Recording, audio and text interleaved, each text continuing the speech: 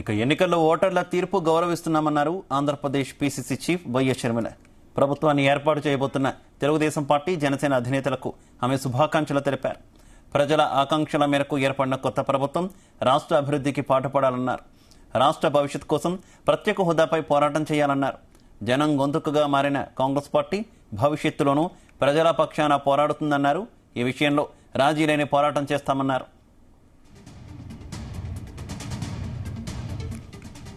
ఇక షర్మిల వ్యాఖ్యలకు సంబంధించి మరింత సమాచారం మా కరెస్పాండెంట్ రామచందర్ అందిస్తారు. రామచందర్, షర్మిల కామెంట్స్ ఏ రకంగా చూసుకోవచ్చు? శివ, వైఎస్ షర్మిల మాత్రం కొత్త ప్రభుత్వానికి స్వాగతం పలుకుతూ అలాగే ఆల్ ది బెస్ట్ చెప్తూ వారి శుభాకాంక్షలు చెప్పింది. అయితే తన అన్న జగన్మోహన్ రెడ్డిపై మాత్రం మరోసారి ఆమె విరుచుకోపడిందని చెప్పుకోవచ్చు.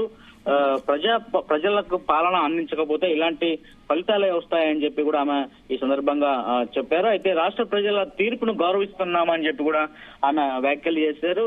అయితే ట్వీట్ చేసినటువంటి పరిస్థితి అయితే కనిపిస్తోంది. కొత్త ప్రభుత్వాన్ని ఏర్పాటు చేస్తున్న టీడీపీ అధినేత చంద్రబాబు కూడా ఆమె అలాగే పవన్ కళ్యాణ్ కు వీరిద్దరికీ కూడా శుభాకాంక్షలు చెప్పినటువంటి పరిస్థితి ఉంది.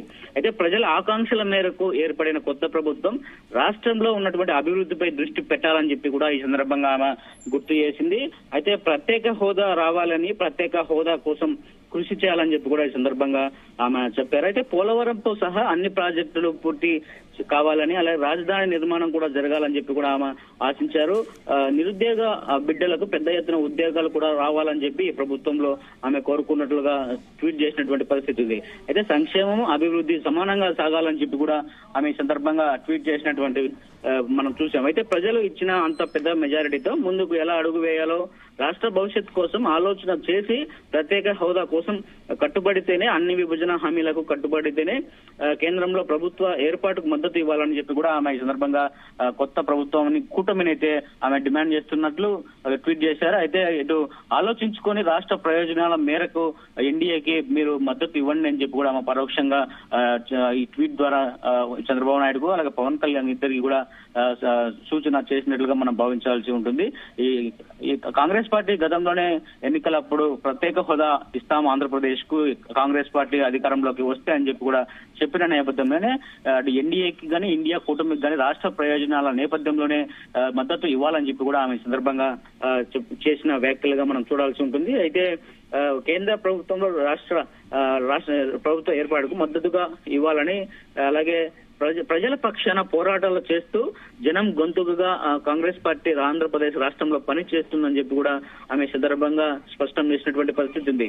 అయితే ఇక మీద కూడా రాష్ట్రంలో ప్రజల పక్షాన కాంగ్రెస్ పార్టీ నిలబడుతుంది. ప్రభుత్వ నిర్లక్ష్యాలను ఎండగడుతూ కూడా ప్రజా పోరాటంలో కాంగ్రెస్ పార్టీ తమ పాత్రను పోషిస్తుందని చెప్పి కూడా ఈ సందర్భంగా షర్మిల ట్వీట్ చేశారు. మరి రానున్న రోజుల్లో ప్రభుత్వ వ్యతిరేక కార్యకలాపాలకు కాంగ్రెస్ పార్టీ నడుం బిగించి ప్రజల తరపున పోరాటం చేస్తుందని చెప్పి కూడా ప్రజల గొంతుకుగా కాంగ్రెస్ పార్టీ ఆంధ్రప్రదేశ్ లో పని చేస్తుంది. అలాగే దానికి నాయకత్వం వహించే విధంగా వైఎస్ షర్మిల ఉంటుందని చెప్పి కూడా ఆమె ఈ సందర్భంగా ట్వీట్ ద్వారా చేసిన మెసేజ్ ద్వారా అందులో సారాంశం అయితే ఇదిగా కనిపిస్తోంది.